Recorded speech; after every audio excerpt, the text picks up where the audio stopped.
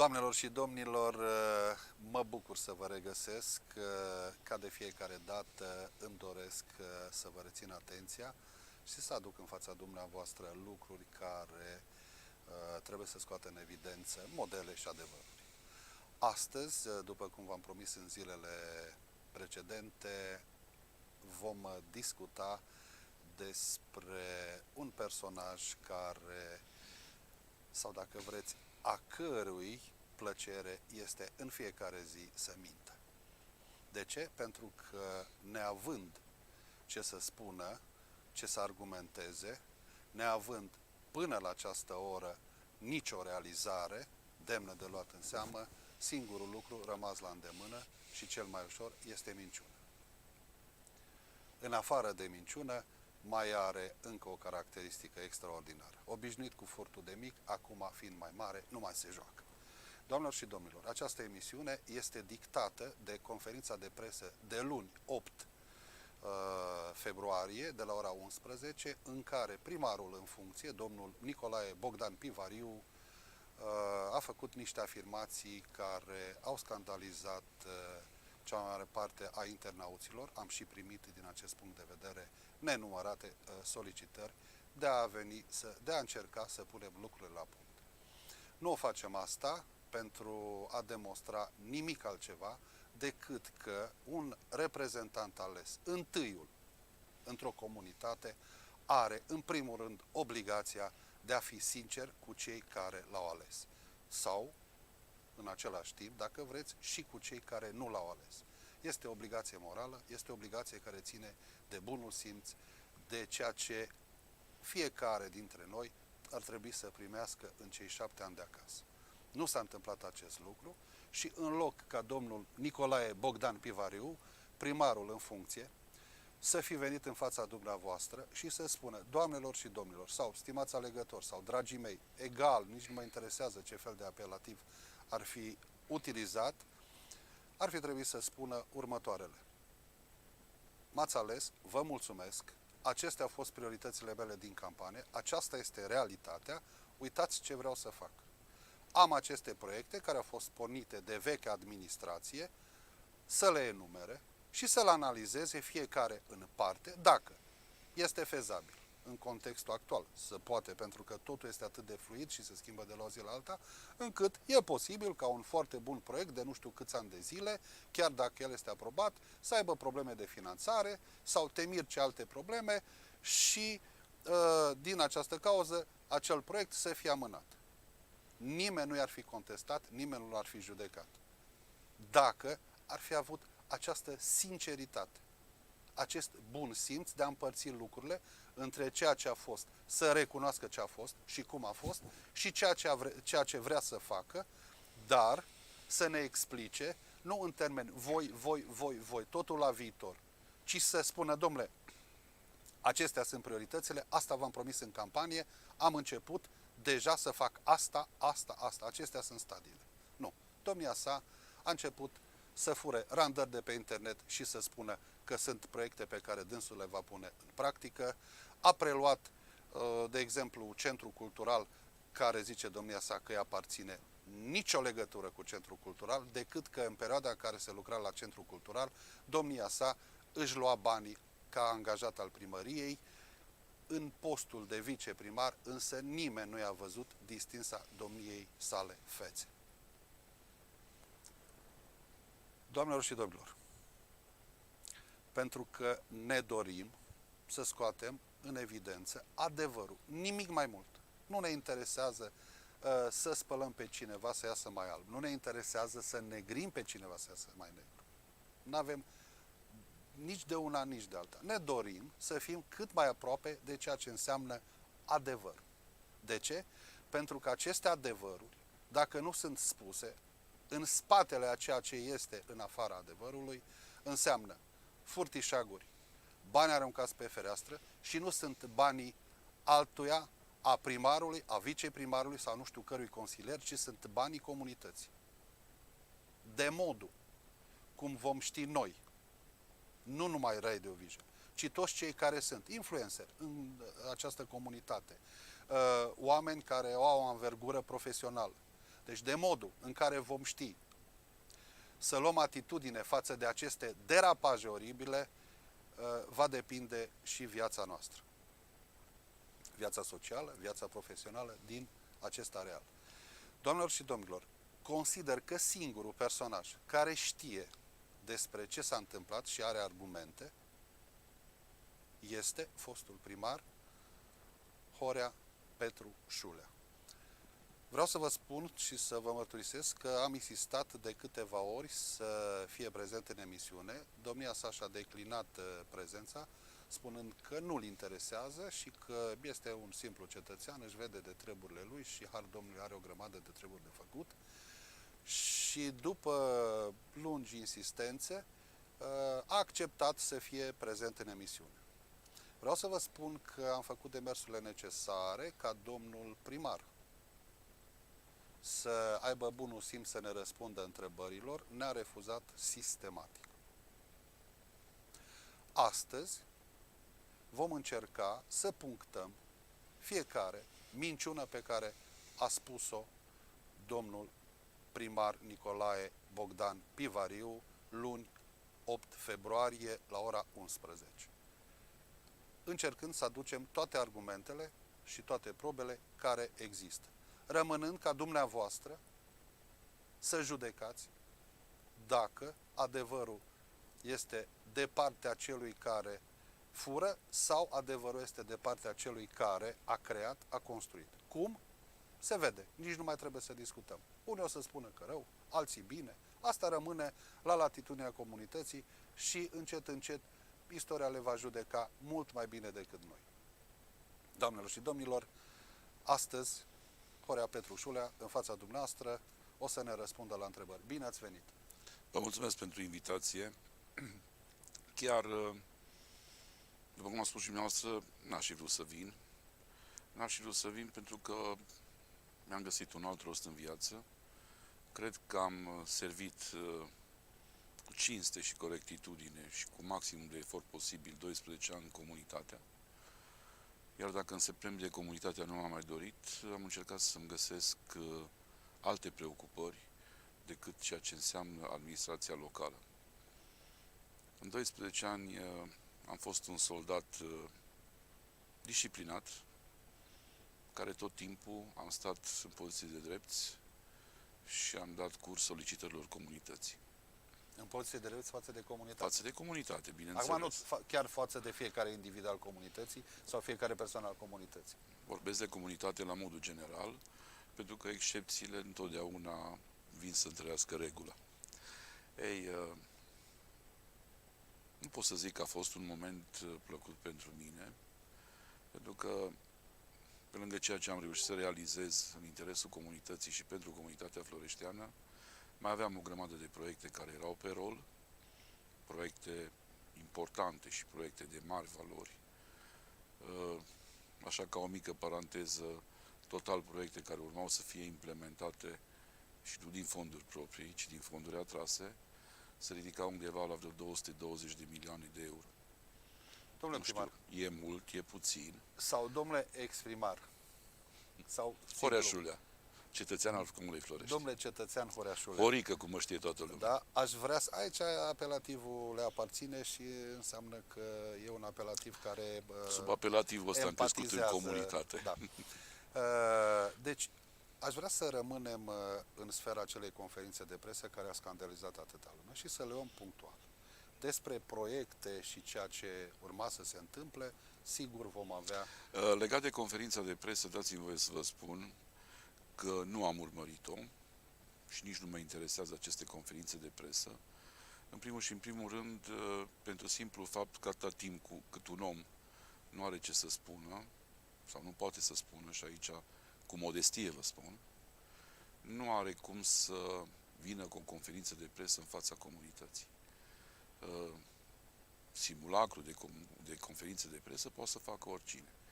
Ideea e că, în opinia mea, în momentul în care vii în fața presei, cu probleme ale comunității care te-a ales și te-a pus în fruntea ei, trebuie să vii, scuzați să-mi fie expresia, nu la modul propriu, cu mâinile în buzunar și tot ceea ce depinde de acea comunitate să le ai În degetul mic. Sau să le ai efectiv în greier, astfel încât să nu fii surprins de o întrebare și în același timp eu tot timpul n-am refuzat pe nimeni din presă să mă duc la un interviu, să mă duc la o conferință de presă în probleme legate de Florești, în probleme legate de politica care am făcut-o până la un moment dat, pentru că consider că în primul și în primul rând, prin a fi pregătit, te respecti pe tine. După care trebuie să respecti și pe cei Domnul care... primar, domnule Horea. Deci v-am spus, nu am urmărit această conferință de presă. La solicitarea dumneavoastră am venit, să zic, cu dovezi, cu documente, în copie, să fie clar, legat de tot ceea ce mi-ați solicitat dumneavoastră. Iar legat de conferința de presă, dacă dumneavoastră aveți un curs la aceste conferințe de presă și aveți să-mi puneți niște întrebări legate de anumite afirmații, eu sunt pregătit și vă stau la dispoziție. Sper. Domnule Șulea, Probleme de Florești. da. Ați mințit în legătură cu centrul cultural. Ați spus că acel centru cultural, acea casă de cultură, ansamblul acela care arăta foarte bine în randările pe care le-am văzut acum un an și ceva, aproape 2 ani de zile, de fapt nu s-a făcut nimic decât randările respective, iar ce ține de partea tehnică a fost făcută de către domnul Pivariu. Afirmația domnului Pivariu îi aparține, că a rezolvat proiectul cu centrul cultural. Îmi cer scuze. Limba română poate fi interpretată, sau fiecare cuvânt din limba română poate fi interpretat într-un fel sau altul. Spuneți-mi ce înțelegeți prin rezolvat. Păi rezolvat însemnând partea tehnică a unui proiect, sursele de finanțare, aprobările necesare, autorizații de construcție, tot cortejul Legat acela de centrul care e cultural, nevoie legat de centrul cultural, pot să vă spun că undeva în luna iunie sau iulie anului trecut, 2020, am emis inclusiv autorizație de construcție și aveți aici, v-am pus la dispoziție o copie după acea autorizație de construcție, pentru ca cei de la Compania Națională de Investiții, având această investiție în portofoliul de investiții, să poată să demareze licitația pentru execuție. Și să vă spun un pic din istoricul acestei investiții.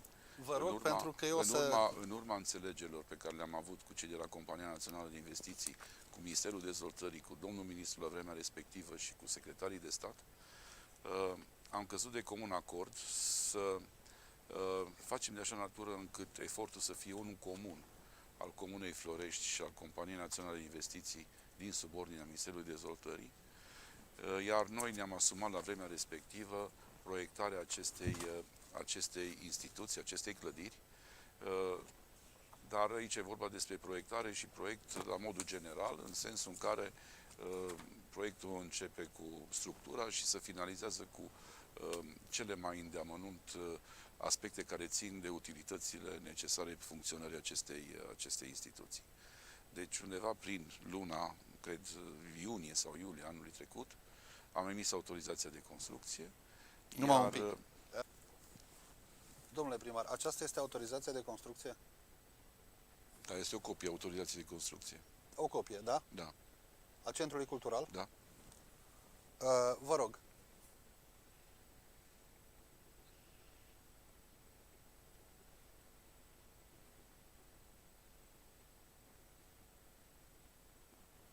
Se vede, da? Dragilor, ați văzut... Ce pot să vă spun astăzi? Asta este documentația anexată acelei care stă la baza autorizației de construcție și ea este datată, este cu numărul 273 din 16/6/2020, luna iunie. Exact cum a spus. Iar aici,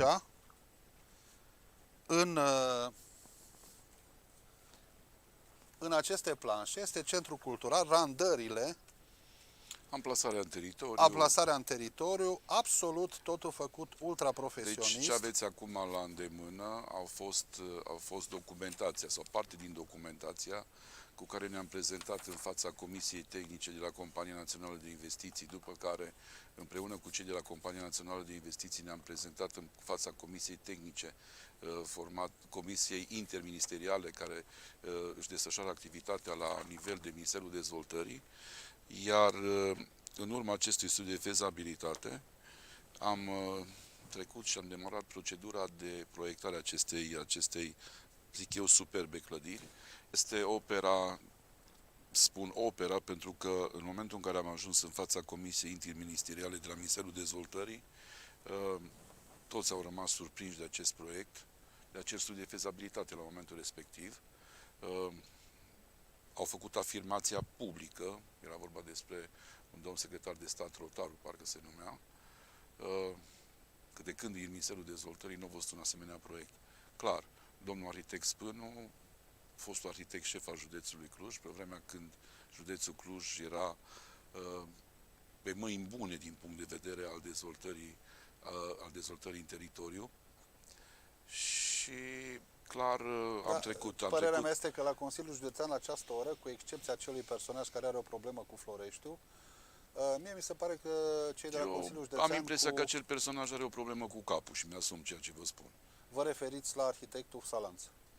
I-am uitat numele, în sfârșit. Deci eu nu i-am uitat numele, dar modul cum lucrează Alin Tișe și cu echipa de acolo, chiar și consilierii, chiar dacă nu sunt din același partid, din discuțiile pe care le-am avut, sigur că există discuții între ei, contradictorii, dar au în vedere realizarea unor proiecte extrem de interesante și... Eu n-aș amesteca numele celor două persoane.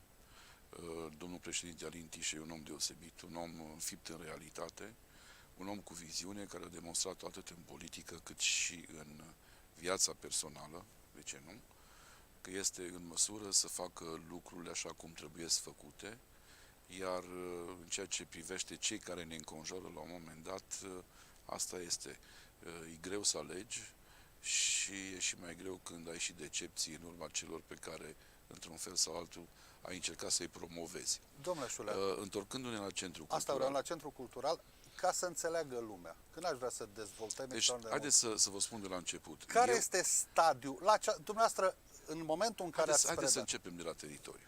Da. Acel teritoriu, sau acea suprafață de teren în jur de 9,7-9,8 hectare, a aparținut statului român și a fost în administrarea Ministerului Apărării Naționale. A fost un poligon de tragere pentru arme ușoare. Ei, odată cu dezvoltarea imobiliară și dezvoltarea urbană a Comunei Florești, acest poligon și-a pierdut eficiența, nu a mai putut fi folosit din cauza securității celor care, într-un fel sau altul, și-au construit câte o casă în jurul poligonului. A fost un poligon abandonat, deci o bază militară abandonată. A existat o lege undeva din 2007, dacă bine mi-aduc aminte, mi-aduc aminte numărul legii, prin care se spunea clar că toate bazele militare dezafectate pot fi reorientate pentru a li se da o utilitate și o folosință, inclusiv trecerea lor în proprietatea și administrarea administrațiilor publice locale. Eu, în 2008, când am venit în primărie, pe funcție de viceprimar la momentul respectiv, spre deosebire de fostul viceprimar, ultimul meu viceprimar, care, asta este adevărul, nu a făcut nimica, am început niște demersuri, profitând și oarecum de ce să nu recunoaștem. Oamenii trăiesc între oameni, nu trăiesc în sălbăticie. Profitând oarecum și de faptul că eram unul dintre favoriții domnului Meleșcanu la vremea respectivă domnul Meleșcanu, ministrul Apărării Naționale, am demarat o procedură prin care să trecem această suprafață de teren din proprietatea statului român și administrarea Ministerului Apărării Naționale în proprietatea Comunei Florești, în perspectiva dezvoltării unor investiții de interes public care să deservească, cât de mult din populația Comunei Florești. Adevărat e că, odată cu plecarea guvernului Tăricianu la vremea respectivă, parcă 2010, totul s-a cam oprit, s-a oprit, cel puțin din punctul ăsta de vedere. Cert este un lucru, în 2012, când am venit primar, am reluat demersurile Și în 2013, 2014, vă citesc din memorie, am reușit să obțin acea hotărâre de guvern prin care, bineînțeles că hotărârea de guvern este ultimul pas, ca să ajungi la hotărârea de guvern, sunt o grămadă de drumuri pe care trebuie să-i faci la București, să mergi cu o grămadă de acte, să convingi o grămadă de oameni că ceea ce era atunci nu este bine și trebuie făcut altceva. Am găsit înțelegerea la Ministerul Apărării Naționale, în mod deosebit la statul major al forțelor terestre, și aici nu pot decât să-i mulțumesc domnului general Nistor, care era șeful în ceea ce privește patrimoniul armatei, pe partea de stat major al forțelor terestre. Împreună cu dânsul și cu echipa dânsului și cu echipa mea din primăria Florești, am reușit să pregătim documentația astfel încât odată trecut... Mă bucur că ați amintit și ați folosit cuvântul echipă. Eu am lucrat, să știți că cu echipa am lucrat. Discuția era, eu am avut viziuni, eu am făcut. Nici o problemă dacă e o părere foarte bună despre tine, însă o părere extraordinar de bună despre tine, care nu are proiecție în realitate, s-ar putea să se aducă prejudicii. Domnul primar, din punctul meu de vedere și dacă mă lăsați să termin, pentru că este important în ceea ce privește istoria acestui teren. Am reușit să-l obținem în anul 2016, spre sfârșit, parcă, prin hotărâre de guvern, a fost trecut din proprietatea statului român în proprietatea Comunei Florești și administrației publice locale. Deci primul câștig este că terenul din Florești sau suprafața de teren din Florești s-a mărit cu această... Deci e un prim câștig. Oricum administrația publică locală din Florești nu prea are terenul la dispoziție.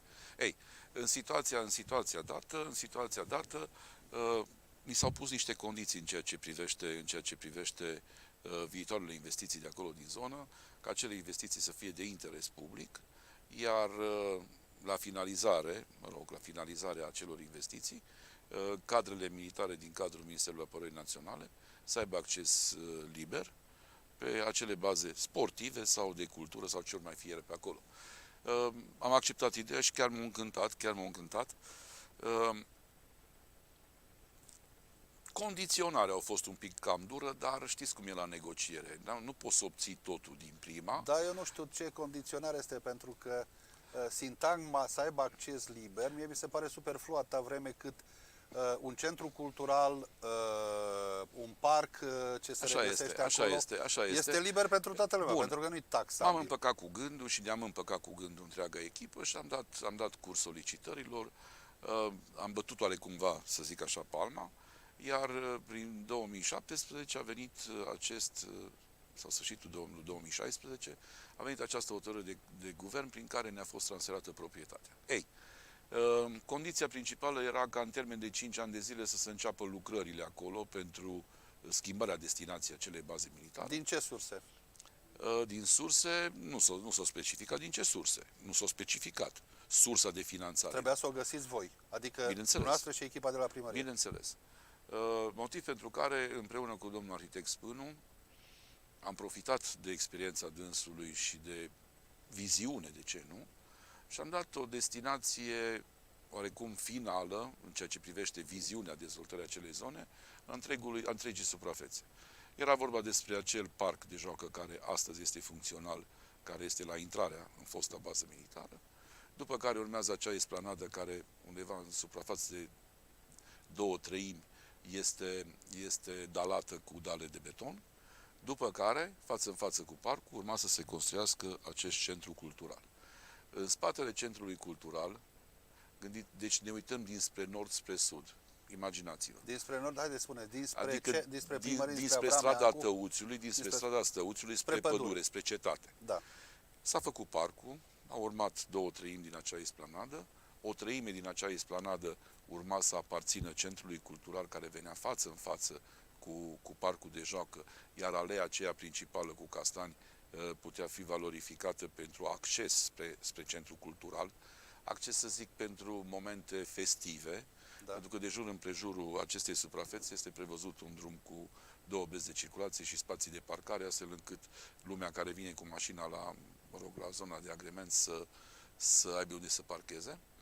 În spatele casei de cultură, adică cu fața spre strada Subcetate, ceea ce am asfaltat anul trecut acolo, legătura între subcetate Tăuțului și subcetate Cetății 2, să se construiască un bazin de not olimpic, acoperit cu o structură ușoară, astfel încât în perioada de vară să poată fi utilizat ca și zonă de agrement. Asta făcea parte din ansamblu... Din ansamblu până la strada Subcetate. Ok, asta însemnând bazinul, centru cultural, parcul.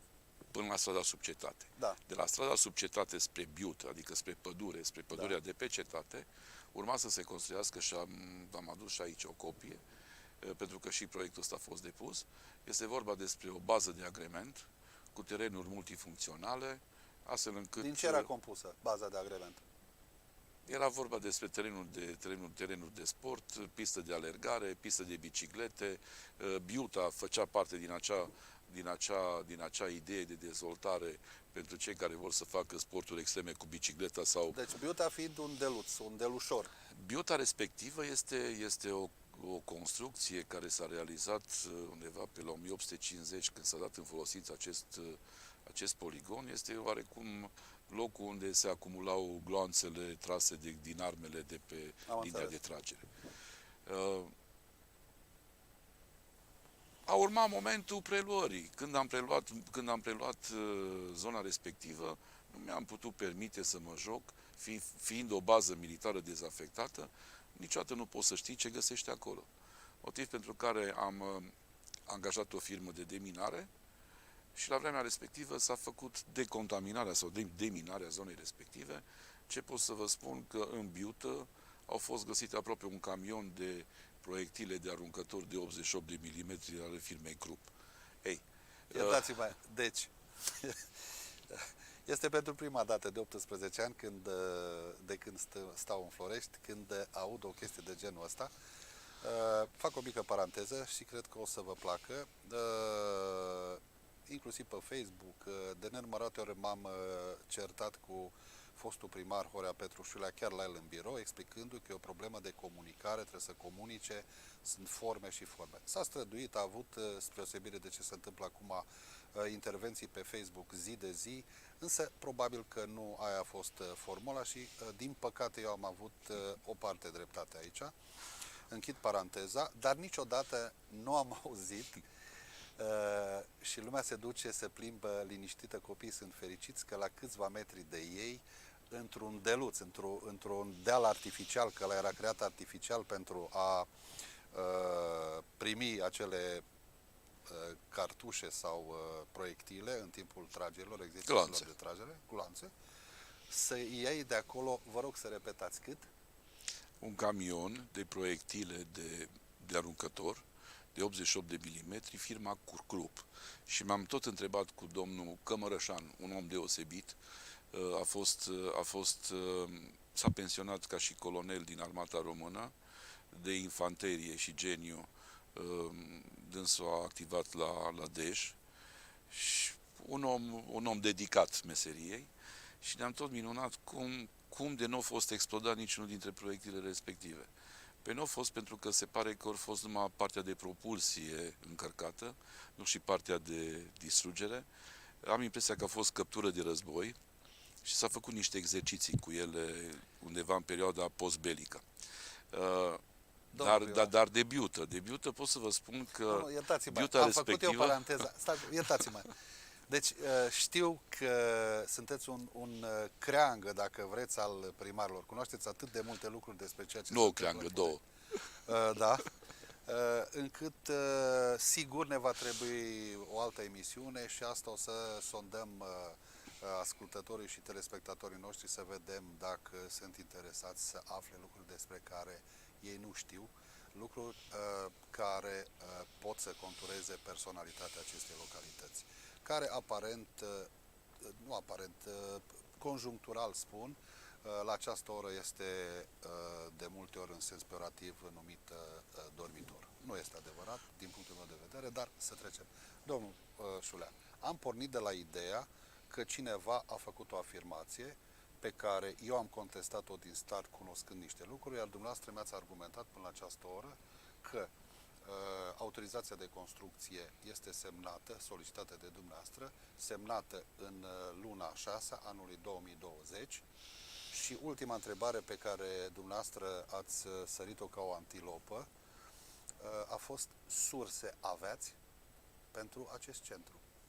Deci, în urma demersurilor și a înțelegerilor pe care, că e vorba de înțelegeri în fond și la urma urmei, să nu spun negocieri, că nu au fost negocieri, am ajuns la o concluzie împreună cu cei de la Compania Națională de Investiții, bineînțeles, prin intermediul domnului secretar de stat Rotaru la vremea respectivă și Ministerul Dezvoltării. Ne-am înțeles ca proiectarea să o susținem noi financiar, iar în ceea ce privește investiția care se ridica undeva la aproximativ, citesc din memorie, 74 sau 76 de milioane de lei, să intre în atribuțiunile celor de la Compania Națională de Investiții. Există acte care au stabilit această înțelegere? Bineînțeles că totul este pe hârtie, cum adică? Bun. Ați avut autorizația de construcție? Am pus la dispoziție copii. Prin autorizația de construcție vă impune un termen în care trebuie să o finalizați, corect? Nu. Prin autorizația de construcție, noi ne-am dat consimțământul că acel proiect poate fi scos la licitație de către Compania Națională de Investiții în vederea realizării acelei investiții. Ei, acel proiect și perioada de finalizare a acelui proiect era clar, intra în sarcina Companiei Naționale de Investiții prin caietul de sarcini în ceea ce privește construcția acelui imobil. În momentul în care dumneavoastră ați plecat din primărie, acest obiectiv, pe scurt, în ce stadiu se găsea? Acest obiectiv... Proiectul era, da, aprobarea era, autorizația de construcție era, finanțare era. Da, sigur. Da. Noi ce mai trebuia făcut la proiectul ăsta? Depus proiectul. Și cum vă explicați că nici la această oră nu există? Mie îmi pare nespus de rău că suntem în situația în care s-ar putea să pierdem acest proiect din cauza faptului că, după cum vedeți și dumneavoastră, la nivel guvernamental se bat pe un buget de bani mărunți, iar eu cred că anul ăsta nici o șansă ca acest proiect să intre la finanțare, mai ales că era unul dintre proiectele care trebuiau să intre la finanțare, adică să se facă licitația, să intre la finanțare, pe fondurile care le aveau la dispoziție cei... Vă mai întreb încă o dată, actual aparat de specialitate al actualului primar, mai avea ceva de făcut la acest proiect? Nu, trebuia să-l depună. Sunteți convins că l-a depus? Nu. Bun. Domnule primar, haideți să trecem Dar putem să ne convingem, să vedem. Intrăm pe CNI și vedem dacă în lista de investiții pe 2020 apare și acest proiect. Te rog frumos să notez, să verificăm la Compania Națională de Investiții. CNI.ro, vă dau și numele persoanelor de legătură, dacă doriți, pentru că la atâta amar de chin și de efort pe care l-am făcut, am reușit să cunosc oamenii ca și oameni, nu ca și angajați a instituțiilor statului. De ce v-am pus întrebarea asta? Pentru că într-o vineri, undeva în jurul orei 14 sau 2 PM, am văzut asta pe Facebook, deci lucrăm cu materialul clientului. Domnul Pivariu își făcea un selfie în fața Companiei Naționale de Investiții.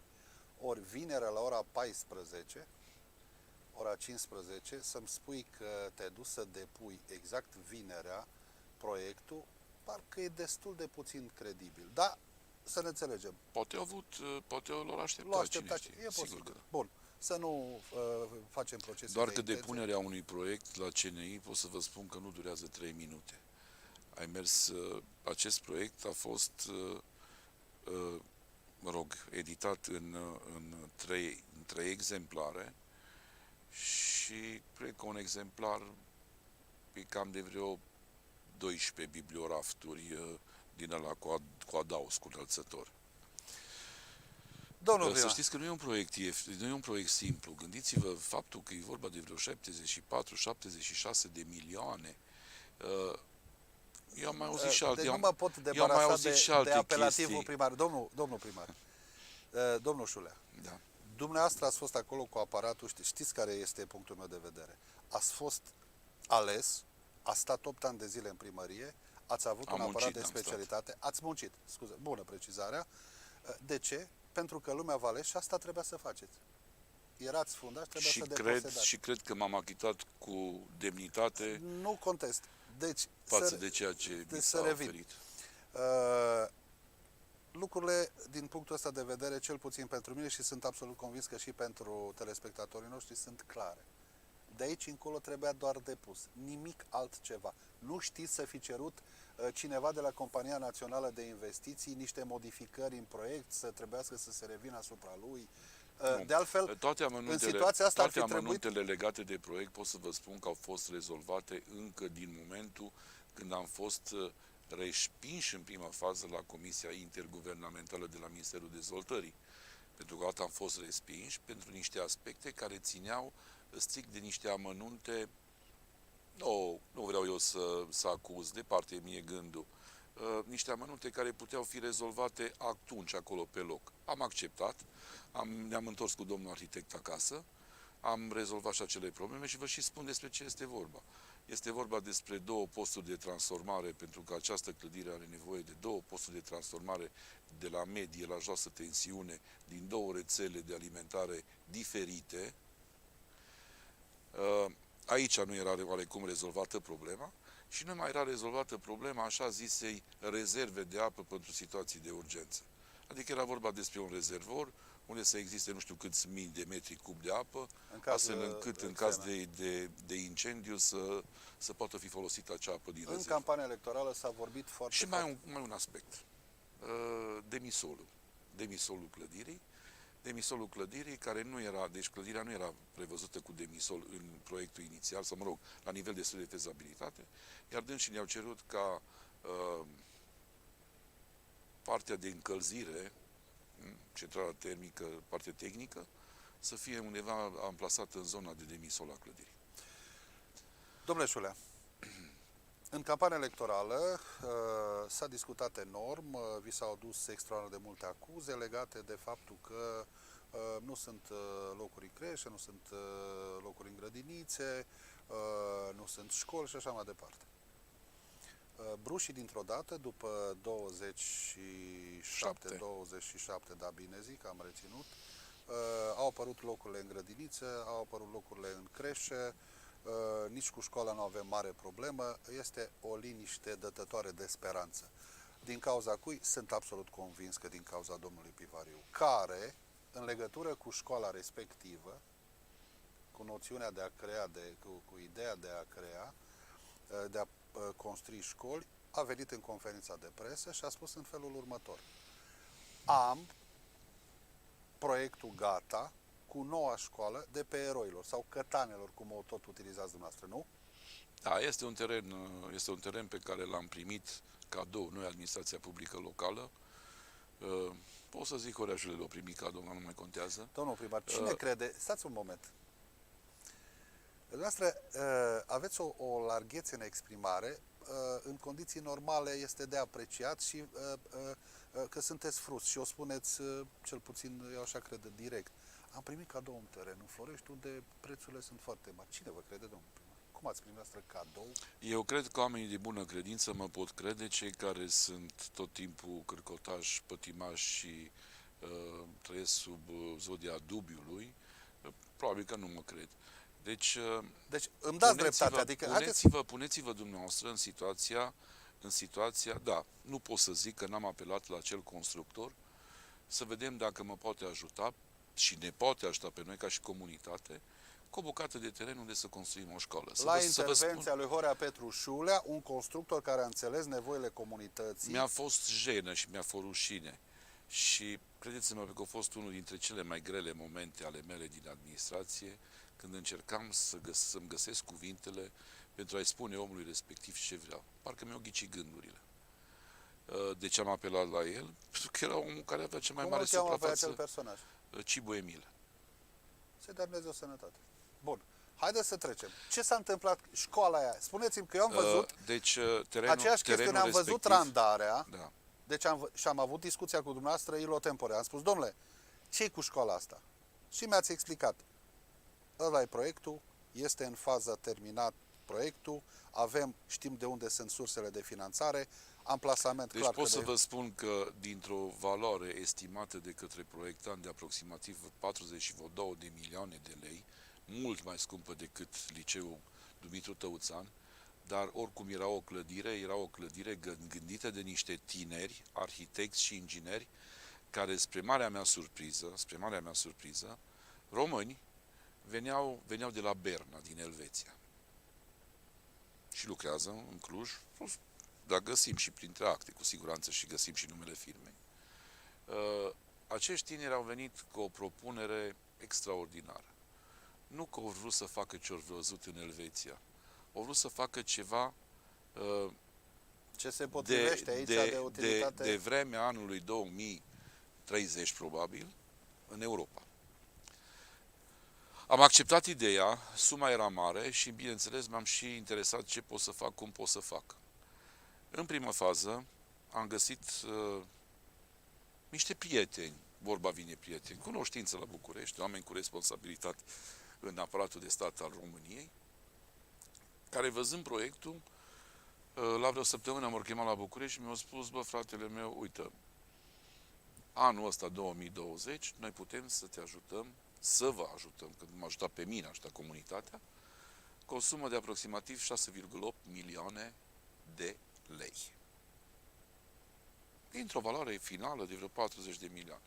Dacă o să vă uitați în bugetul anului trecut la prima rectificare, vedeți că acei bani au fost prinși deja în buget.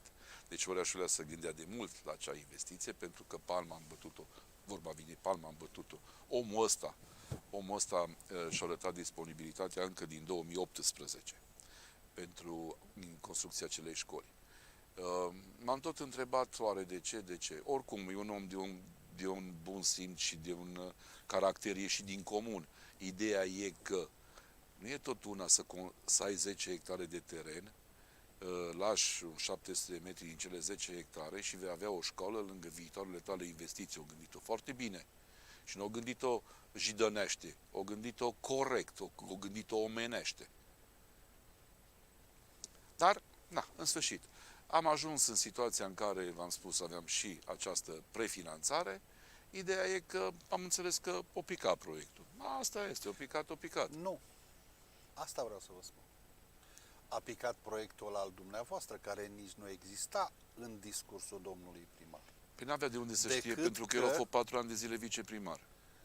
Decât că s-a încercat, dar prețurile erau atât de mari și costurile atât de mari încât s-a revenit și ne-a prezentat o altă randare. Asta este. Bun, deci haideți să tragem linie legat Din de acest proiect. nefericire, Deci era terenul nefericire rezolvat. apar niște probleme aici.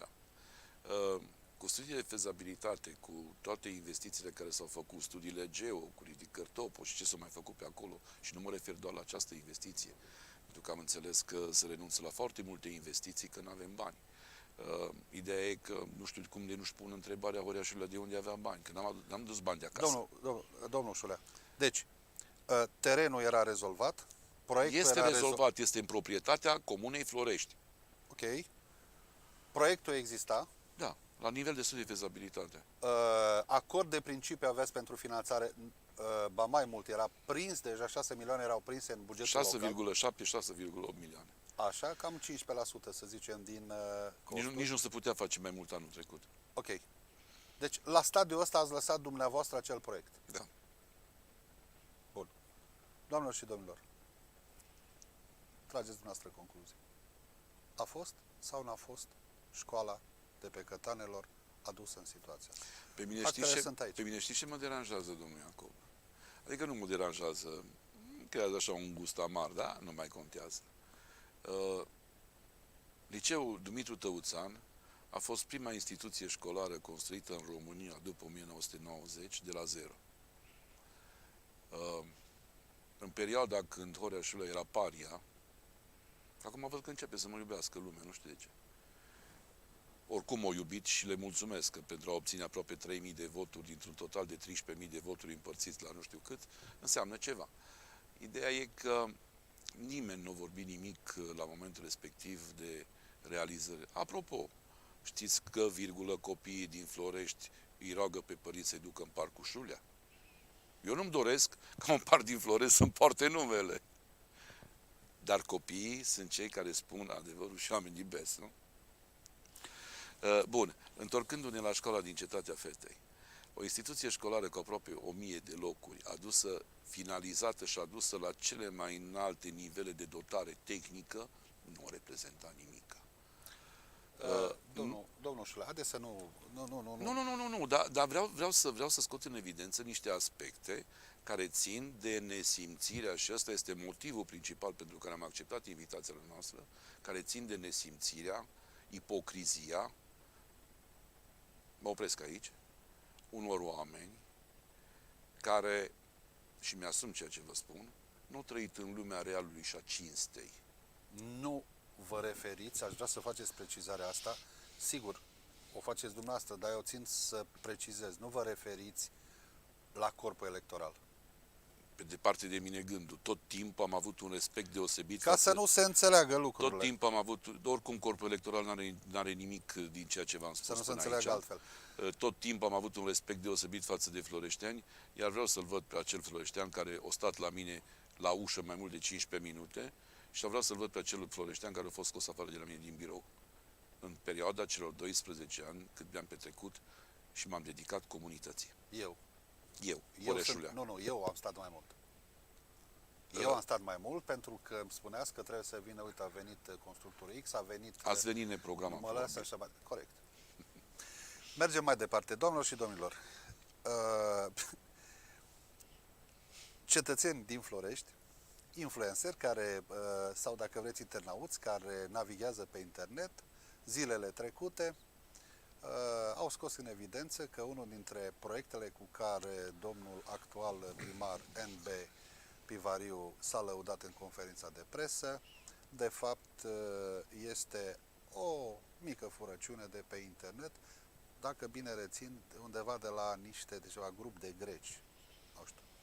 Este vorba de obiectivul Someș, care în viziunea, deci atenție, expresia era în viziunea mea. Citez din domnul Pivariu, în viziunea mea. Foarte bine, în sfârșit avem un primar cu viziune. În viziunea domnului primar, acolo trebuia să se facă, în zona respectivă, o faleză. Este tentantă ideea. Acum de aici, de la idee și până la punerea în practică, e un drum foarte lung. Dar ceea ce m-a intrigat, că se vorbește și s-a lansat ideea unei esplanade. Ideea de esplanadă le aparținea celor de la USR Plus. Era unul dintre proiectele cu care ei s-au așezat la masa interviului cu subsemnatul. În termeni absolut civilizați, au recunoscut că sunt anumite probleme care ar trebui să fie rezolvate, știind clar că se vor rezolva foarte greu, dar era un proiect pe care ei și l-au asumat.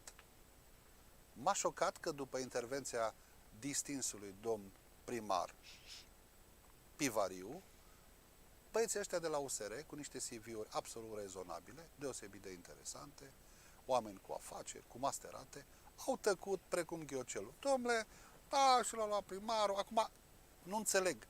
Proiectul pe care ei și l-au asumat în prima fază și-au dat seama la un moment dat că este nefezabil, nu poate fi pur și simplu pus în aplicare pentru că era un vis fără finalitate, sau pur și simplu domnul Pivariu îi ține în lesă și îi mută dintr-un loc într-altul.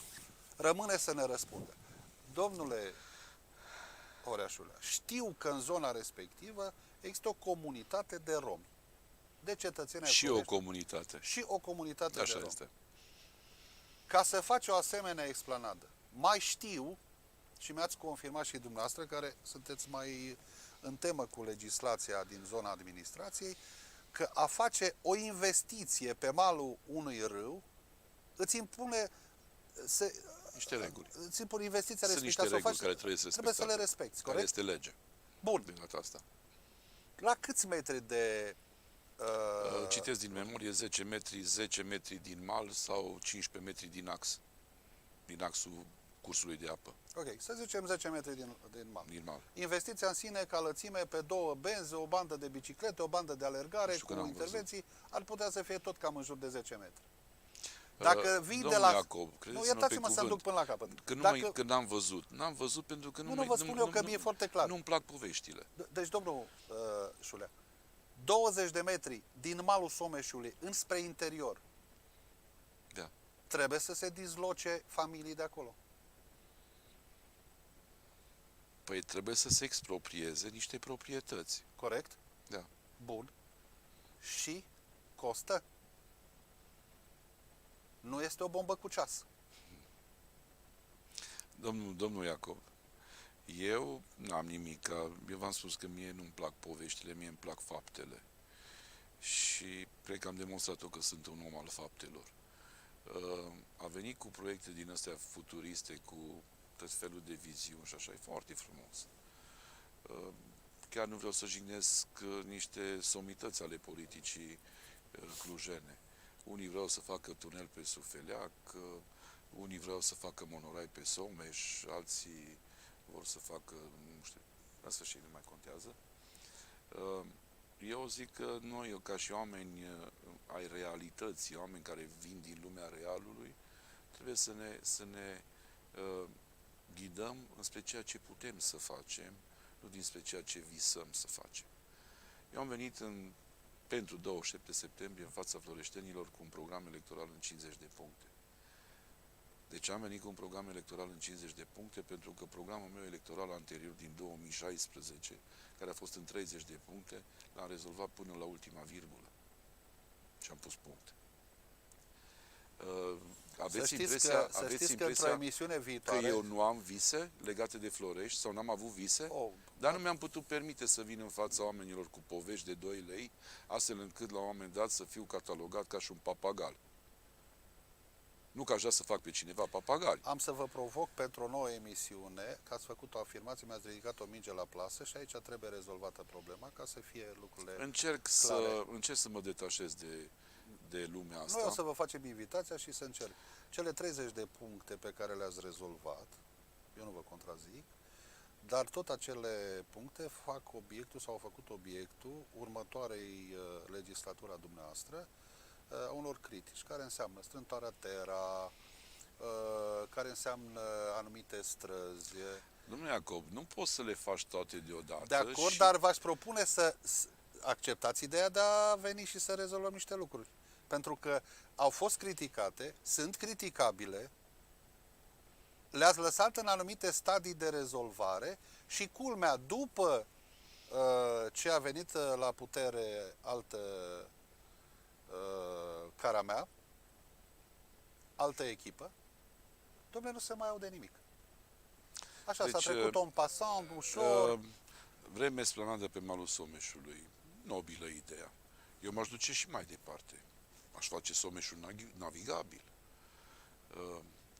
Toate lucrurile astea implică niște costuri care, în opinia mea, astăzi nu sunt prioritare pentru bunul mers al lucrurilor în Florești. Mi-a spus de strâmtoarea nu știu care de Terra. Da. Uitați-vă, acolo există o evaluare făcută de către evaluatori anevari specializați în a evalua ceea ce înseamnă a fi expropriat după. Din câte știu eu, parcă este și proiectul. Clar, trebuie să existe, pentru că suprafețele au rezultat dintr-un proiect. În ceea ce privește exproprierile, se pare că s-au oprit exproprierile și nu mai putem face exproprieri. Domnul Șulea, problemele respective, problemele legate de eroilor, vreau, pentru că altfel ne lungim și terminăm sâmbătă și mie mi-e foame.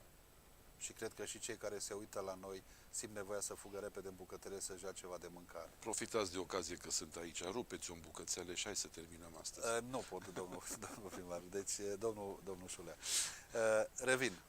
Deci, v-aș propune, o să vă chem într-o altă emisiune, pentru că sunt foarte, foarte multe lucruri care se rostogolesc în continuare.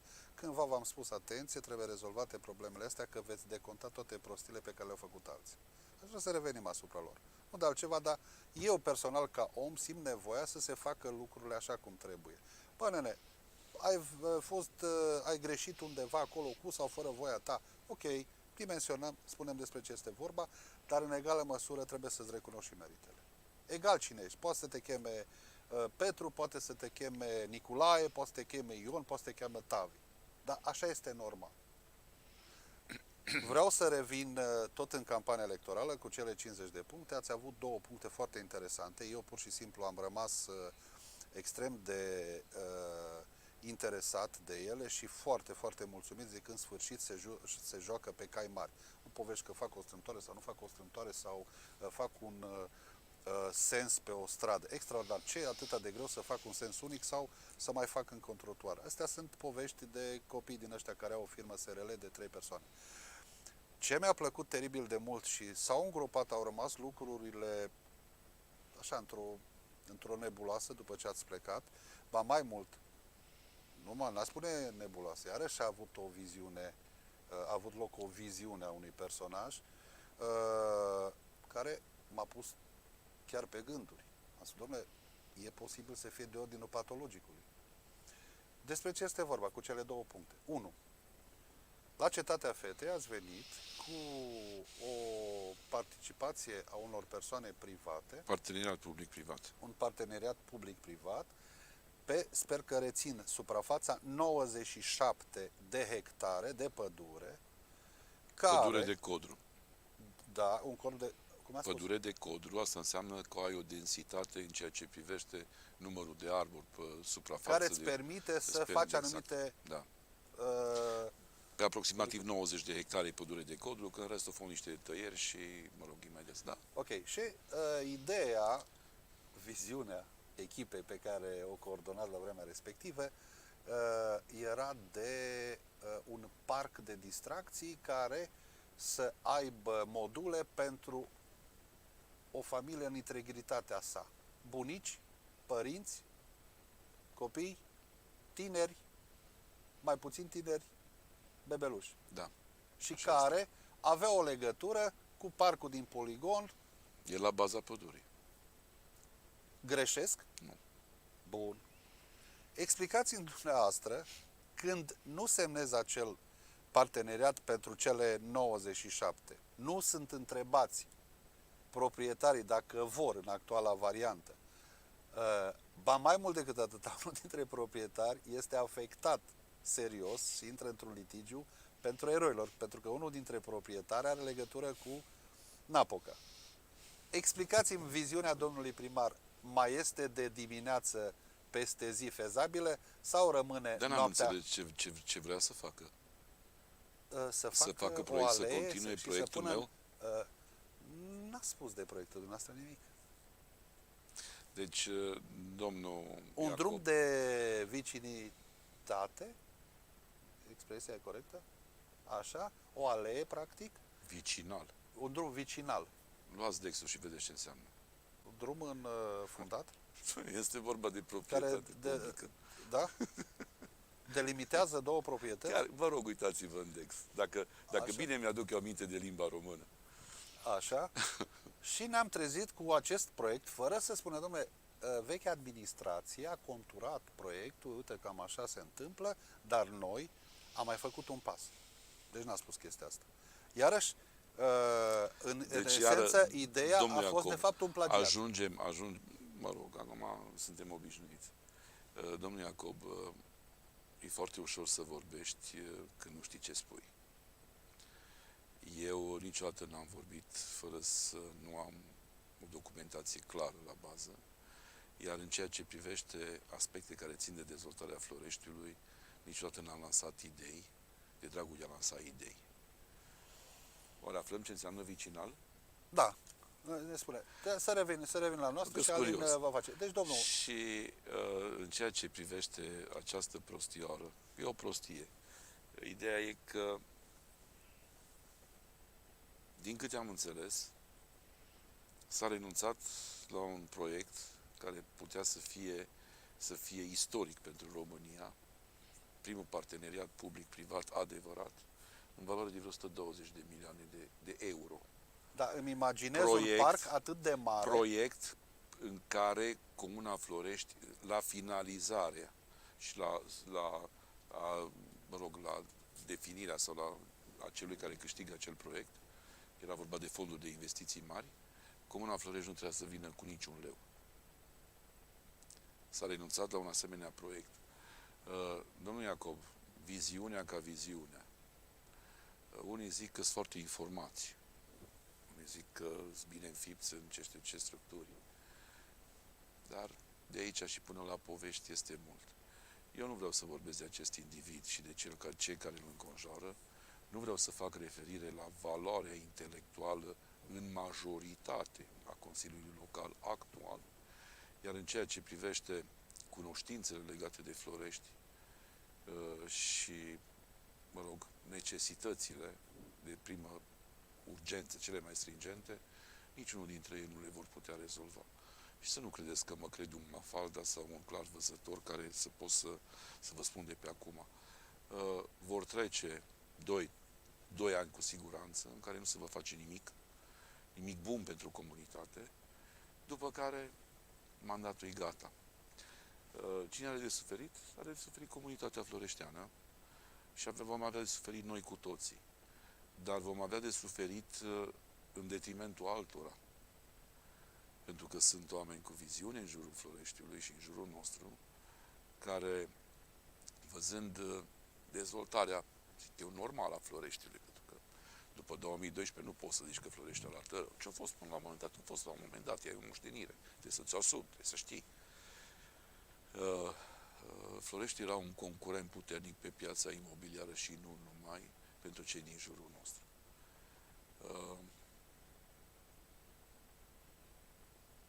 Clar, elementul principal în ceea ce privește deranjul am fost eu. Nu mai sunt.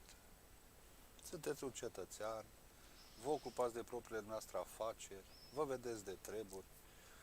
M-am întâlnit de câteva ori cu dumneavoastră și v-am văzut că sunteți detenționat, nu mai aveți probleme. Cel puțin știți să simulați foarte încă bine. mai țin bine minte Deci, cuvintele din limba română. Drum care Leagă 2 localități sau? Nu? Rurale vecine. Da? Ce să înțeleg? Înseamnă că acest drum vicinal pe care vrea să-l facă domnul Pivariu leagă localitatea Florești de localitatea Bursucilor din pădure? Sau localitatea pisicilor sălbatice sau ce Dumnezeu fi, sau șobolanilor din zonă, habar n-am. Bun, dar haideți să revenim. Deci, domnul primar, domnule Horea Petrușulea, ați accepta ideea de a fi un consultant tehnic al acestui post de radio legat de partea de administrație?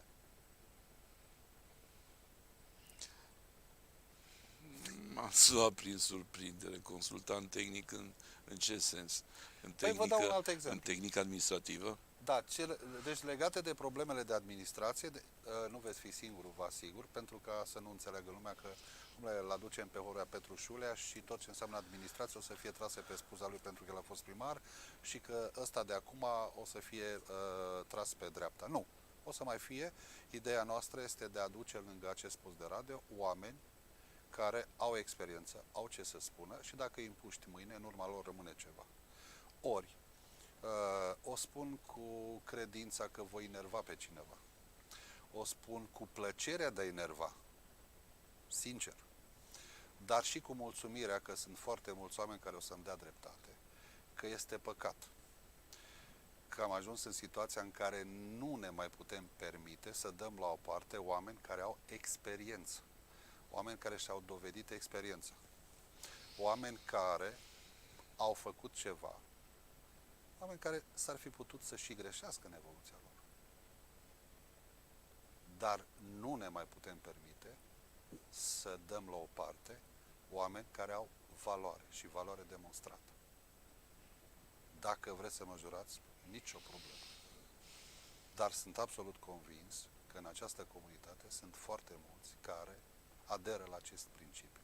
Să nu ne batem joc de valori numai pentru că cineva se trezește brusc și dintr-o dată și din totalul pijamalelor pe care le are pe el, îi iese o viziune. Nu se poate așa ceva. Nu e normal să se întâmple așa ceva. Deci, v-am dat timp de gândire. Vă mulțumesc. Și vă mulțumesc că e un element de mare încredere și în același timp în ceea ce mă privește de mare responsabilitate, pentru că de pe o asemenea poziție nu poți să-ți permiți să scoți orice pe gură, nu mă caracterizează, iar Domnul Ușule, stați un moment, spuneți-mi, domnule, da sau nu? dați-mi un tip de gândire. Asta e altă problemă. Aveți timp de gândire până la următoarea emisiune, când vom discuta. Încă n-am terminat conferința de presă din data de 8, dar revin. Domnule Vreau Iacob, să discut cu dumneavoastră în eu următoarea vă spun emisiune. sincer, sunt atât de supărat pe ceea ce se întâmplă astăzi la noi în țară și sunt atât de supărat pe ceea ce se întâmplă în urma activității foștilor mei colegi de partid, încât mă gândesc foarte serios să mă duc să văd ce-mi fac verișorii prin America. Poate să fie o experiență cu care după ce vă întoarceți să vă așezați și mai bine în planul afacerilor. Da, nu știu. Dacă fi să mai fie să ne întoarcem. Eu personal, când te-a mușcat microbul politic și dacă știi că ai făcut ceva destul de complicat să renunți, da, este decizia dumneavoastră. Eu v-am făcut propunerea, aștept răspunsul. Vă mulțumesc și Poate apreciez. să fie da sau nu. Revin, vom avea încă o emisiune, o spun ca să știe prietenii noștri și neprietenii noștri, în care veți fi invitat și în care vreau să discutăm cu imaginile pe masă, domnule primar, despre toate, citez, nerealizările. Le-am pus în ghilimele, este un citat. Să vedem, 1. Ce înseamnă să faci niște stres cu sens unic, ce înseamnă o strâmtoare tăra care, în urma căruia s-a făcut atâta tapaj sau în baza căruia s-a făcut un asemenea mare tapaj, încât vreau să vă spun că până și asfaltul de câteva zile a făcut o groapă imensă. Cu toate că nu au fost în gheț. Așa. În afară de asta, să vedem cum s-a construit. Aș vrea foarte, foarte serios, în primul rând pentru mine, că deja m-am săturat, mă întâlnesc cu nu știu ce, domnule, la ce probleme de construcție extraordinară. Domnule, să vedem, din momentul în care ați venit, în momentul în care a venit Lădariu, pentru că dumneavoastră ați scos la concurs, din câte știu eu, sau... Sandu Lădaru era în primărie, când am venit eu în 2008, de câteva luni. Deci e, mă rog, în regulă. Deci se confundă lucrurile astea. Mandatul dumneavoastră cu perioada în care el a început să funcționeze ca și arhitect. Da, nu înțeleg ce vreți să spuneți legat de Vreau să domnul se facă o arhitect. diferențiere foarte clară. Este pentru toată lumea. Că se judecă de Domnul aval. Iacob, ascultați-mă ce vă spun. O diferențiere clară și strictă nu se va putea face pentru că au fost proiecte autorizate prin hotărâri de Consiliu, aprobate prin hotărâri de Consiliu, Da. din diverse mandate, care dintr-un motiv sau altul n-au început la vremea respectivă și au început mai târziu. Ei, că s-a impus anumite modificări și așa mai departe. Dar per ansamblu, ca idee, fără discuție, se poate face o diferențiere clară, iar din punctul ăsta de vedere, dați-mi voie să vă spun, cu toată opoziția și poveștile unor așa ziși arhitecți, da? Care nu fac altceva decât să facă politică financiară în favoarea unor sau altora și mi-asum chestia asta. Florește s-a dezvoltat foarte frumos din 2012 încoace. Primul meu proiect aprobat ca și primar a fost proiectul acelor imobile de locuințe colective de pe strada Someșului, din spatele stadionului, de pe strada stadionului. Sunt mândru cu acel complex de locuințe. Le vom și dezbate bucuros. în următoarea emisiune. Lăsați-mi subiectul. Iar în ceea ce privește dorința unora și altora la un moment dat, având ca motiv Spitalul General de Urgență să rupă din trunchiul Floreștiului cam o treime din intravilan, ia că le-am pus și la aia stop și le-am pus. Asta era următoarea întrebare legată de spital, dar nu aș vrea să intrăm foarte, că am mai avut o emisiune pe tema asta, în care am dezbătut în detaliu. Aș vrea să discutăm despre spitalul de urgență și să îmi punctați scurt unde a început, unde s-a oprit, cine a mai intervenit și cum ați predat, ce ați lăsat în 27. Punct. Deci fără să intrăm foarte mult în Ce e și astăzi. Când a început? Când a început implicarea noastră? Da. 2017 vară. Cine a lucrat ca și colectiv? Vă spun, promotorul sau să zic factorul mobilizator sau cel care ne-a dat imboldul a fost doamna Mihaela Drăgan astăzi, o femeie care în momentul în care își lucrează astăzi în cadrul biroului de urbanism, ea a lucrat la vremea respectivă la poliția locală ca și polițist de mediu, are studii în administrație, nu are studii în ceea ce privește construcțiile, ceva postuniversitare din astea. Ideea e că ea a fost factorul mobilizator și văzând că încep să meargă lucrurile și văzând că își dorește și se poate întâmpla acest lucru, Iaca, și primarul și Sandu Lădaru și împreună am reușit să ducem... Valoarea totală a investiției? A cărei investiții? Numai a spitalului, că știu ce vreți să spuneți. Întrebarea dumneavoastră... N-aș putea să vă spun care este valoarea spitalului, pentru că, din câte am înțeles de la cei de la Jasper, care este coordonatorul financiar a acestei viitoare construcții, Jasper fiind o firmă de consultanță internațională de la Londra, proiectul va fi gata undeva prin 2022-2023. Proiectul va fi gata. Da. Ei, vă dați seama că de acolo urmează niște pași, dar cel mai important pas știți care este? Pentru comunitatea floreșteană.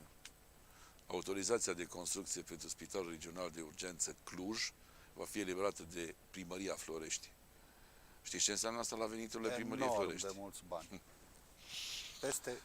Peste 10 milioane. Ăsta a fost motivul principal, nu că nu mi-aș fi dorit Spitalul Regional de Urgență, ăsta a fost motivul principal pentru care m-am implicat plenar în demararea tuturor acțiunilor care au putut să țină de noi ca și administrație publică locală și, bineînțeles, ne-am angajat la niște cheltuieli, da? Comparativ cu ce bani vor veni pentru autorizație, cheltuielile ca și cum ar fi bani de chibrite. Cine v-a sprijinit din 2017 când v-ați implicat din punct de vedere politic până... Alin Tișă, atâta doar. Președintele Consiliului Județean, Alin Tișă, a înțeles, da. Și nu că a înțeles, știe. De dovadă, uitați-vă, vrea să construiască spitalul integrat de pediatrie, nu? Da. Asta înseamnă...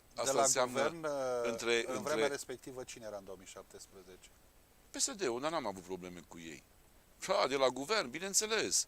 Domnul doctor Grasu, care a fost coordonatorul la vremea respectivă a ceea ce înseamnă toate demersurile astea pentru cele 3 spitale regionale de urgență, domnul doctor Grasu, medic de medicină de intervenție, da? Pentru că este directorul salvării de la București, a sistemului de salvare, sau cum se numește.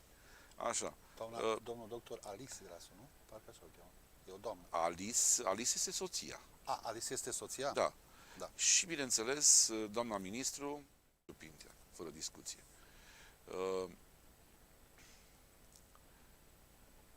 Dar acolo a existat un grup, o echipă de oameni care s-au dedicat acestei, pot să zic la momentul respectiv, un fenomen.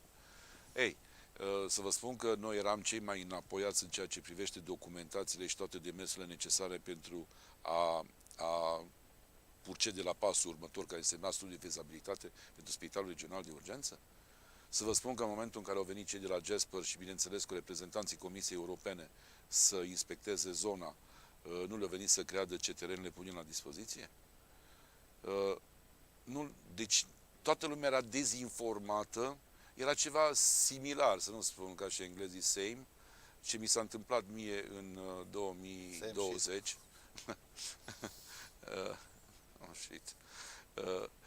Ce mi s-a întâmplat mie în 2020 în ceea ce privește alegerile locale. Deci, Spitalul Regional de Urgență de la Cluj era cel hulit, cel care nu, cel care. Ei, când am fost la ultima întâlnire, să zic, între cei responsabili cu cei de la Jasper, Ea nu am mai avut ce să spună când a văzut în ce situație suntem noi și cât suntem de avansați cu demersurile în ceea ce privește certificatele de urbanism, studiile de fezabilitate, trafic. Câte mii de medici și asistenți ar trebui să înglobeze această... Aș putea să vă spun, e vorba de un spital cu 800 de paturi, multidisciplinar. Eu mi-amintesc de cifre, parcă era vorba de vreo 3000 de cadre De ce nu? medicale. Eu zic că în momentul în care, dacă bunul Dumnezeu ajută să se dea drumul la această investiție, va fi un super spital, inclusiv universitar. Pentru că în discuțiile pe care le-am avut cu cei de la Jasper și, bineînțeles, cu Ministerul Sănătății, o asemenea investiție, o asemenea instituție sanitară nu poate să nu devină inclusiv centru universitar, mai ales că e în gura Clujului.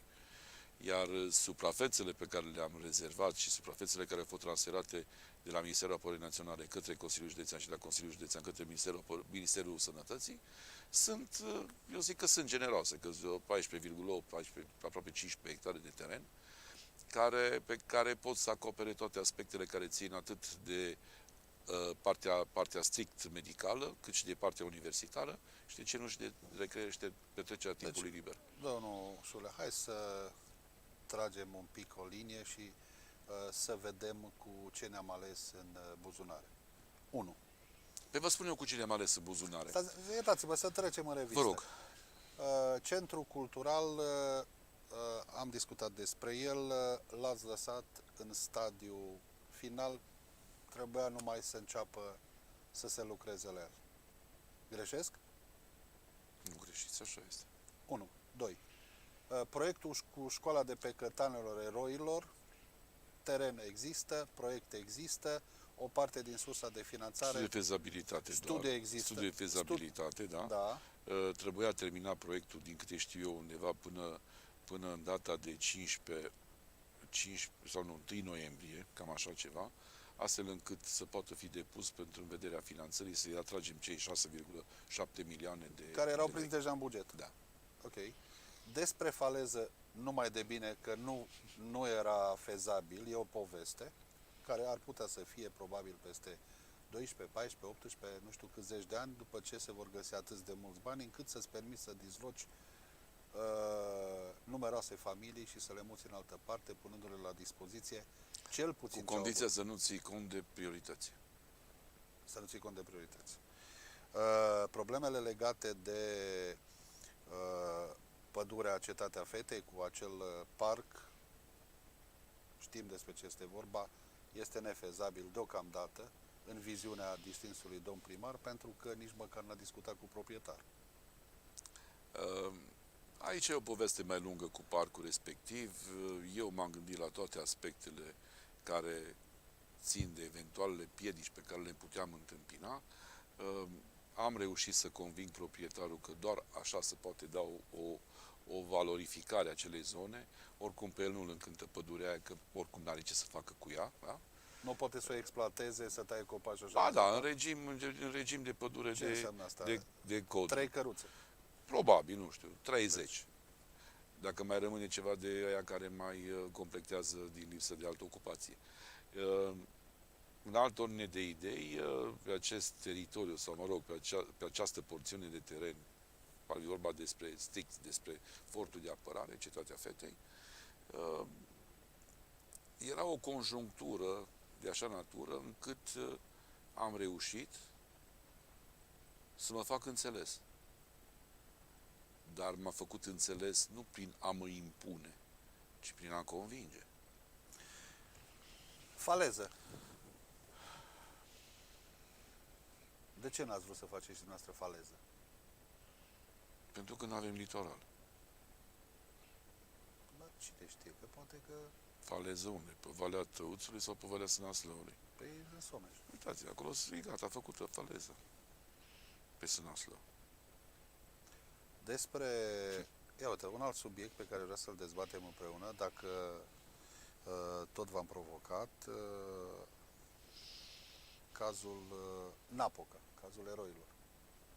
Credeți că în actuala situație, dacă s-a renunțat la contractul cu Napoca, n-aș vrea să dezbatem acum detaliile, dar așa, pentru părerea unui specialist, care cunoaște ițele și toate ascunzișurile și ale contractului și a ce s-a întâmplat, credeți că în condițiile în care primăria a reziliat contractul cu Napoca, eroilor va fi rezolvată în mai puțin de un an de zile?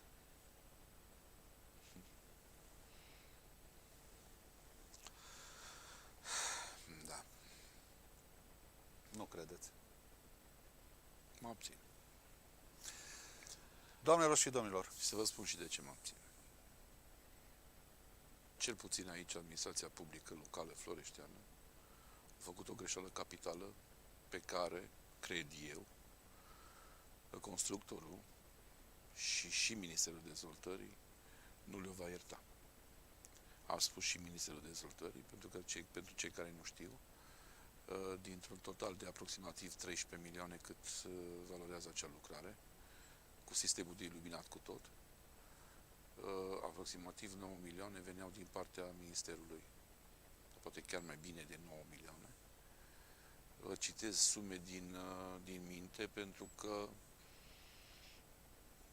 bugetul în principal eu l-am avut aici și lucrarea va costa foarte mult.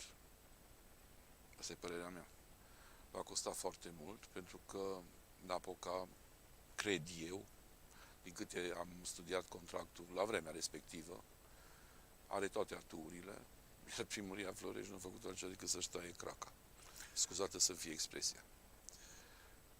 A rezilia un contract fără a studia caietul de sarcini și nu caietul de sarcini în mod deosebit, ci contractul în sine, e o mare greșeală.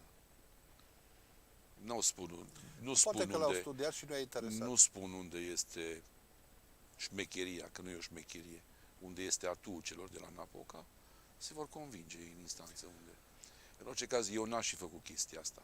Vreau să vă spun că sunt mulți dintre consilieri actuali, e adevărat că din partea USR, și țin să precizez acest lucru, care se îndoiesc, și când spun acum, nu că s-au îndoit la trecut, ci la prezent se îndoiesc de că această decizie de reziliere va fi una benefică pentru primărie. Dar să vedem, o să discutăm în emisiunile următoare. V-am spus, o să vă mai invit, sper să dați Știți cum curs. e? Și aici, în situații de genul ăsta, ca și acasă, când ai un om care te ajută în gospodărie și cât de cât bun, ții de el. Cu toate că are tot felul de momente, de urcuși, de coborâri, să nu le spun figuri. Da. N-aș putea să fac referire din punctul ăsta de vedere la firma Napoca, de parte de mine gândul.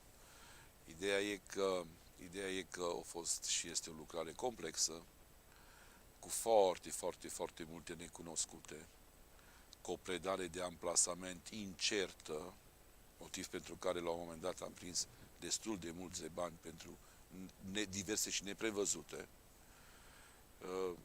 Asta a fost. A venit unul, a băgat o utilitate. Așa. Domnul Șulea, vedem Este o lucrare complexă și nu că vreau să laud Napoca sau să ulez primăria Florești, departe mie gândul. Adevărul e undeva la mijloc. Știți ce vreau să vă mai discut cu dumneavoastră? O singură chestiune și cu asta, dar și ea va face obiectul unei analize aprofundate legate de PUG.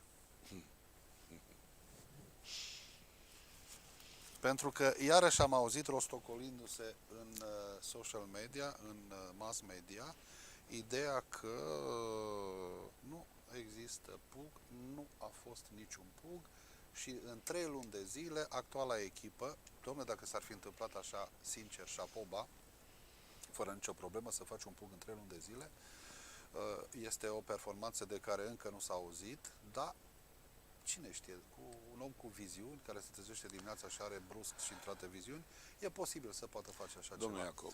A existat PUG și dacă a existat, vă rog să-mi spuneți, în momentul în care ați plecat dumneavoastră în 27, sau mă rog, în 27, la o lună de zile după, în ce stadiu? Oricum, din 27 septembrie până când am plecat, am fost doar paznic.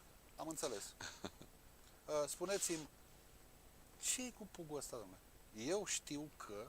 Da, continuați dumneavoastră.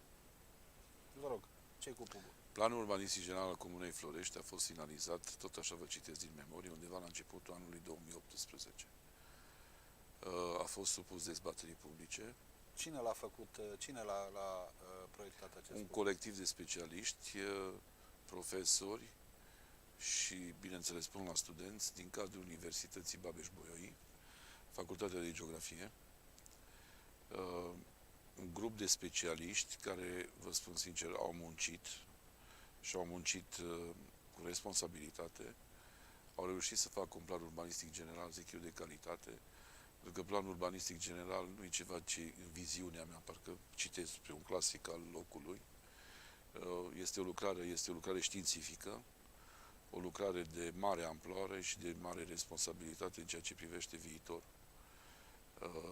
A povesti e simplu. Bun, de ce se comentează că pugul respectiv a făcut și obiectul Unui proces. unui proces? Da. Și toată lumea s-a legat de Domnul acel Tavi, proces, că a fost suspendat. a povesti e ușor, a face este mai greu. Pugul respectiv pe care dumneavoastră l-ați primit în formă finală de la colectivul Da. Facultății de Geografie din cadrul Da. BB-ului, avea toate autorizațiile? A fost reactualizat cu ceea ce privește anumite avize, pentru că, vă spun, parcă au fost vreo 5 coli ministeriale de solicitări de avize pentru scrierea acelui PUG, sau, mă rog, pentru aprobarea acelui PUG. În 2017, citesc din memorie, a fost reactualizat în ceea ce privește avizele, doar că în momentul în 2018, deci vă citesc bine, în 2018, în urma supunerii dezbaterii publice, a mai apărut o problemă. A apărut o problemă care s-a numit Autostrada Urbană, proiect care n-a fost prins în planul urbanistic general al Floreștiului. Nu că ar fi fost o problemă extraordinar de mare sau deosebită, doar că a trenat oarecum finalizarea planului urbanistic general, având probleme în ceea ce privește aliniamentul acelui șosele, Autostrada Urbană. Care pornea din zona... Care pornea din zona nodului de autostradă de la Gilău și urma cursul Someșului până undeva în zona Căsei Zânelor, și de acolo după care trecea Someșul, urca pe deal și o lua spre Cluj pe deal. Problemele de stabilitate a solului au apărut pe dealul Floreștiului, pe dealul din jos, pe o lungime de aproximativ 1 kilometru jumate. Apariția acestei autostrăzi urbane însemna să se reia toate autorizările pe care dumneavoastră deja le solicitați? Nu, erau avize, nici vorbă. Avize, dar sigur că da, autorizările autostrăzii sunt referitoare la acea investiție. E altceva. Era vorba de avizele, parte dintre ele care au expirat. Cert este un lucru. Planul urbanistic general cu noua formă și cu autostrada aprinsă și, bineînțeles, cu șoseaua de ocurire pe partea de sud a Floreștiului. Da. Ăsta e un subiect pe care trebuie să-l dezbatem. Nu că a fost un subiect de suflet al meu, și este un subiect de suflet al meu, este un subiect de strictă necesitate pentru comunitatea zonei metropolitane. Iar dacă unii au interese private și unii au ranchiuni personale, dați-mi voie să vă spun că nu sunt altfel, și acum iar o să mă dojeniți și o să mă biciuiți, decât idioți. Adică vii și îmi spui tu că autostrada urbană va satisface nevoile zonei. Ai un drum. Dar dacă e un năcaz, unde umbli? Uitați-vă, dragii mei, am făcut 2 cărări, aia de nord și aia de sud, că nu le pot numi drumuri. Sunt cărări pentru mine.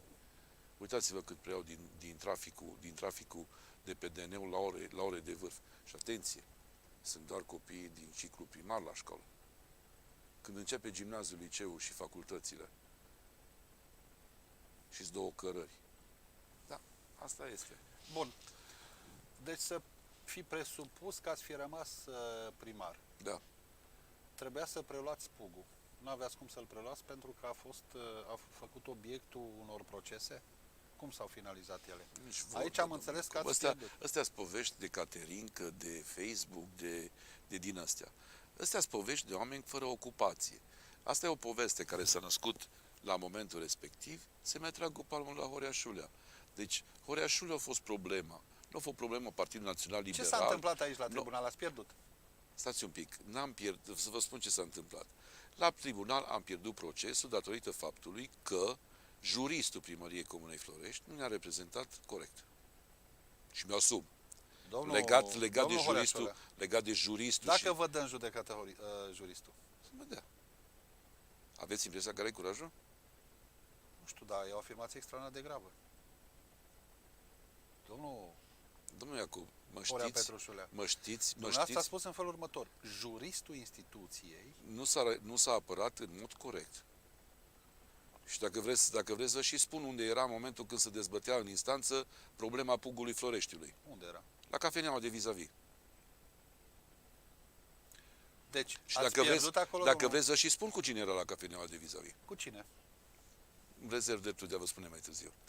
Atunci, haideți să vă propun eu ceva mult mai interesant. Domnul Iacob, Iertați-mă, îmi domnul Iacob, permiteți să vă irit mai rău. Primăria Florești a Da. pierdut niște procese importante, nu știu, întâmplător sau neîntâmplător. Ați fi dispus să discutăm problema celor 20 de hectare, litigiu cu 18. 18? Da. Am greșit cu 2 hectare. Acum, dacă tot La valoarea de acolo ce-ți dau hectare plus în ziceți-mi, minus? ați fi dispus să Dar cum discutăm? să nu? Pe acte. Știți că Sunt aici ceva probe? aici nu. Am o geantă pe care când o voi deschide doar în momentul în care propun și voi fi hotărât să scriu o carte. Astăzi, dacă mă întrebați cum se va numi acea carte, mă gândesc la ceva de genul Cum să fură o țară. Domnul Șule, Și vă dați seama că în acea geantă, care cântărește în jur de vreo 30 de kilograme de acte, copii, și parte dintre ele sunt chiar legalizate, Domnul Șule, deci ați acceptat să facem o emisiune legată de aceste furtișaguri. cu mare drag. Bun. Să revenim la pugul nostru cel de toate zilele. Ați pierdut aici în instanță, mi-a spus de ce. Da. Ce s-a întâmplat ulterior? Am făcut apel. Deci ce s-a întâmplat ulterior n-am văzut. Am făcut apel, iar Unde? între timp, cred că la Curtea de Apel, Da. între timp s-a modificat legislația, s-a prelungit perioada de valabilitate a planurilor urbanistice generale existente la momentul respectiv, Da. și avem și o hotărâre de Consiliu pe care o trebuie să scoatem în baza modificării legislative, cu, nu știu până când, cred că până în aprilie 2021. Cred, nu știu, n-aș putea să vă spun care e perioada și câți ani. Cert este un lucru, la momentul respectiv avem inclusiv hotărâri de Consiliul Local în ceea ce privește prelungirea pugului, conform a fost ordonanță de urgență, hotărâre de guvern, n-aș putea să vă spun ce a fost. Hai, continuați. Deci, Dar vin s-a și dat vă întreb. ordonanța un moment. Ați Vin și vă ajuns întreb, cumva domnul. la o curte superioară? Dar nu s-a mai judecat cazul, pentru că între timp a intervenit ordonanța și a fost nul de drept. Înțelegeți? Și din punct de vedere juridic, la această oră, acel pug este valabil? Este în vigoare. Bun. Încercăsem să vă spun un scenariu. Asta este o poveste inventată de către o trompetă, că nu pot să o numesc altfel, a actualei conducere a Comunei Florești, că din câte am observat eu, au rămas cam ultima și unica trompetă dintre trompetele alea care aveau o problemă cu Horea Șulea. Acum totul e ok, tot este rost, totul decurge de la sine, totul merge ca uns, care, bineînțeles, bine informată din primărie, a bătut monedă și pe chestia asta. Dacă ați fi fost din nou primar, ce ați fi făcut pe pugul ăla? Ce îmbunătățire ați mai fi adus? Iar mai trebuia să-i aduceți ceva? Noul plan urbanistic general, pe lângă faptul că rezolvă problema traficului și a circulației în zona intravilană a satului Florești, pentru că la Lona și la Tăuți nu sunt mari lucruri de făcut. Deci, pe lângă problema că rezolvă problema traficului, închide anumite quartale la nivel și la regim de înălțime și procente de ocupare coeficiente de utilizare actuale pentru a fi închise. În schimb, e vorba de 495 de hectare de pe dealul Floreștiului, din Valea Hăitașului și până în Valea Inderchetului. Astea sunt niște văi, niște ravene cu toponimicele pe care vi le-am spus, care urmează să fie introdus în intravilanul Comunei Florești. Într-adevăr, cel de pe deal în 3 etape. În prima etapă e vorba de vreo 200 și vreo 20 de hectare până la Valea Bongardului, după care etapa a doua ar fi fost Valea Bongardului, Poligon și pe urmă Inderchetul. Zonă unde cel puțin pentru cele 210 hectare din Hăitaș până în Bongard s-a făcut inclusiv plan urbanistic zonal, astfel încât, tot de către cei de la geografie, astfel încât zona respectivă, în momentul în care va trece spre a deveni intravilan și, bineînțeles, se vor începe construcțiile, să fie foarte bine trasate și definitivate drumurile și accesul în zonă. Da. V-aș pune o ultimă întrebare. Astăzi? Asta înseamnă că îmi veți da un răspuns pozitiv? Incitați. Mai credeți în proiectul pe care l-ați anunțat în campania electorală legat de băile de la Lona, de Sărata Lonii? Da. Cred. Credeți? Cred. Ce era acolo? Păi reamintiți poporului. Acolo vă spun despre ce e vorba. E vorba despre 187 sau 176 de hectare de teren, unde pe vremea de dinainte, cei de la IPEG au făcut niște cercetări geologice și undeva la 40 de metri în scoarța terestră au găsit apă la 27 de grade, sărăturată și sulfuroasă. Deci, clar, acolo există o resursă de apă caldă, sărăturată și sulfuroasă, cu atât mai bine, nu? Tratează tot felul de afecțiuni. Iar eu cred în acel proiect pentru că în perioada cât eram viceprimar au venit niște italieni care au vrut să investească acolo în zonă. Din nefericire, să zic, factorul politic i-a determinat să fugă acasă. După ce ne-am chinuit aproape 2 ani de zile, pentru că atunci nu aveai șansa și varianta parteneriatului public-privat. Și am tot scos la hotărâri de Consiliu, ne-a fost tot respinsă de către prefectură, până la un moment dat, cineva din prefectură mai destupa la minte, să zic așa, ne da soluția, faceți o societate comercială, cu acționariat voi și voi. Noi trebuia să venim doar cu terenul la acea investiție, era vorba de o investiție de aproximativ 180 de milioane de euro. În gura autostrăzii și într-o Transilvanie, să zic, unde aproape că să-mi imaginez în plan orizontal ce alte afaceri s-ar fi dezvoltat pe lângă acea investiție. La investiție, pe perioada investiției, era vorba de 3.000 de locuri de muncă, perioada când se construia, iar după finalizarea investiției era vorba de vreo 1.000-1.500 de locuri de muncă permanente. Atât în zona investiției, cât și pe orizontală. Domnule Horeașule, eu vă mulțumesc pentru prezența în această emisiune, pentru că ați acceptat să veniți. Cu mare drag și îmi cer scuze că vă întrerup, îmi pare rău că am fost singur cu noastră. Emisiunea asta, în opinia mea, trebuie să se numească dezbatere. Vă asigur și o spun cu toată certitudinea că actualul primar Nicolae Bogdan Pivariu nu o să accepte o confruntare directă niciodată. Și vă spun și de ce și mi-asum. Pentru că este rupt de realitate. Istoria acestei localități lui este străină. Cineva care să poată purta un dialog în zona administrației trebuie să cunoască ultima piatră egal unde este. În Lona, pe Sărătură, în Valea Gârbăului, sau Islăului, sau nu știu unde, în zona Gilăului și așa mai departe.